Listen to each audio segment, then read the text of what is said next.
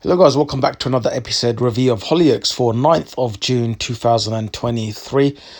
Again, another powerful episode, the aftermath of Juliet passing away.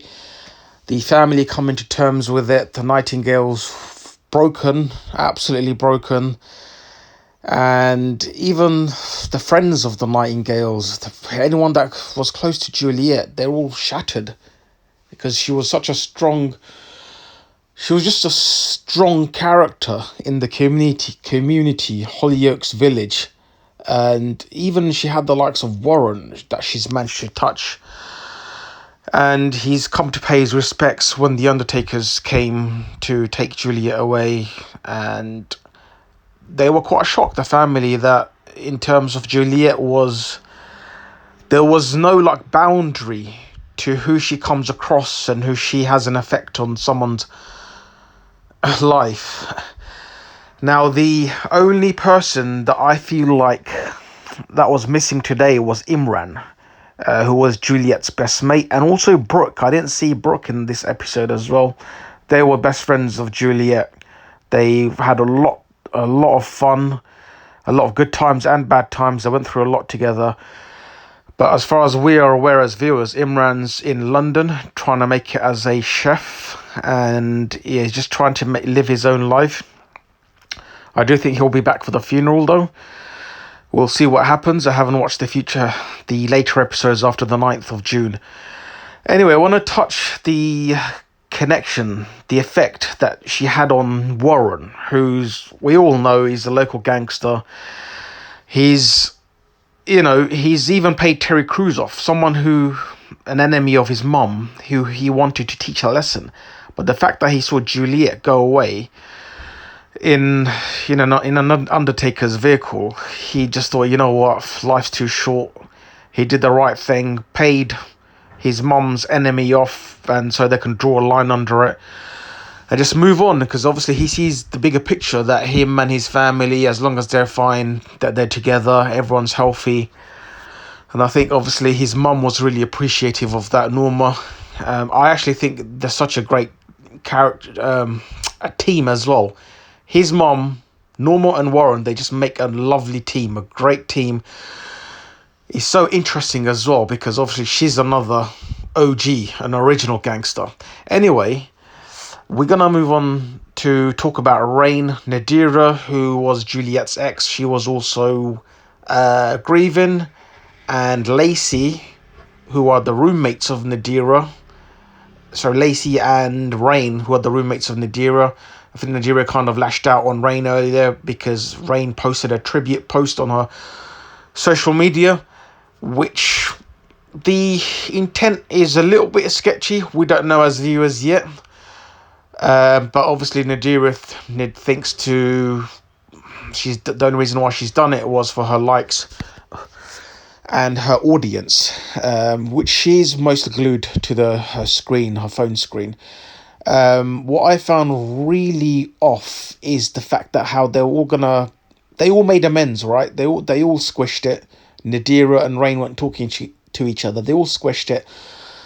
For Lacey's sake and for themselves as well, Nadira apologized, and they were gonna plan a day out or go out and probably see Juliet's family, and what Rayne done was so sly. She went up to inside Nadira's room, and she put Nadira off by saying certain things. Oh, if you want Juliet's ex, Juliet and Perry may have had more time together. It was just very weird and unnecessary. I don't know what you even call it. It was just almost like gaslighting. And it was just trying to make someone feel guilty when they really don't have nothing to be guilty about or feel guilty about. And she succeeded because Nadira just cancelled her day out with Lacey. So to me that shows she's very Rayne is very territorial over Lacey, and it's a very unhealthy obsession that she has over Lacey. I don't know what the full story is yet, because so far until June 2023, I don't think Hollyoaks have revealed that yet. Maybe in the later episodes I'll find out, but that is such an unhealthy obsession that she has, like this unhealthy territorial issue she has over her best friend Lacey. I really want to know what the story is behind them at uni and everything. Anyway, she found a note from Juliet before she passed away under the tissue box, and it was a really powerful note as well. Look after the family, make sure you hold everyone together.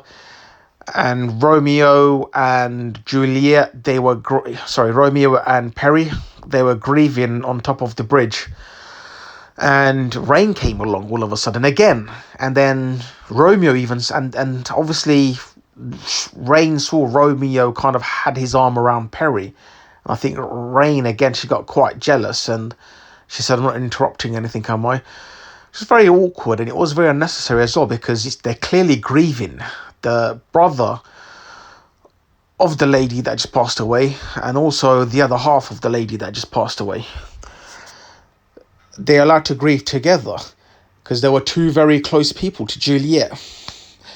I just find Rayne very, very weird. And then Romeo handled her perfectly. Romeo said, "You know what?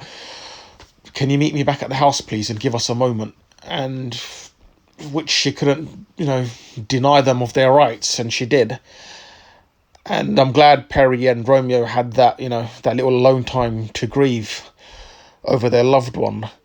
Let me know what you thought about the episode as well, guys, and what you thought of Rayne's weirdness.